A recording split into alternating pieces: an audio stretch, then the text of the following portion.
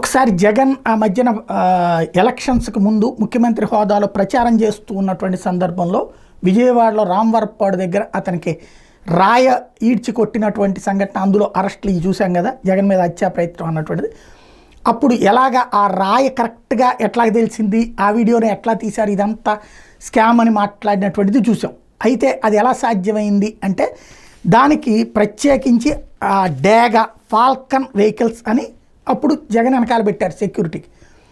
ఆ వెహికల్ ఆ ఏరియాలో అంటే జగన్ మీటింగ్ జరిగే చోట్లన డ్రోన్స్ ద్వారా ఆ ప్రాంతాన్ని అంతా జల్లెడబడతారు, విజువల్స్ షూట్ చేస్తూ ఉంటారు అక్కడ. దాని ద్వారా ఆ విషయం బయటపడింది. అంటే అంత క్లియర్గా ఆ వెహికల్స్ వాడారు. ఈ వెహికల్స్ కేంద్ర ప్రభుత్వం స్పాన్సర్షిప్తో రాష్ట్ర ప్రభుత్వం కొంత వేసుకుని చేయాలి. ఈ వెహికల్స్ని ఆ తర్వాత కూడా జగన్ వాడాడు అన్నటువంటిది అప్పుడు టీవీ9, ఎన్టీవీ లాంటి వాళ్ళు ఆ ఫాల్కన్ వెహికల్స్లోకి వెళ్ళి లైవ్లు పెట్టి మరీ చూపించారు.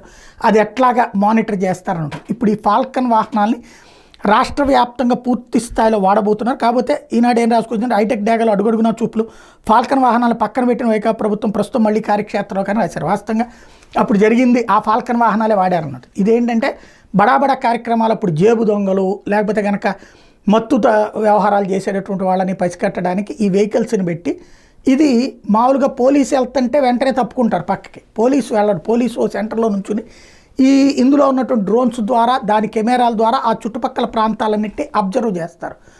అది ఎత్తుగడ. ఆ ఎత్తుగడలకి పనికొచ్చేటటువంటి ఎక్విప్మెంటే ఫాల్కన్ వెహికల్స్. ఇవి భారీ ఎత్తున రన్నింగ్లోకి దించుతున్నారు.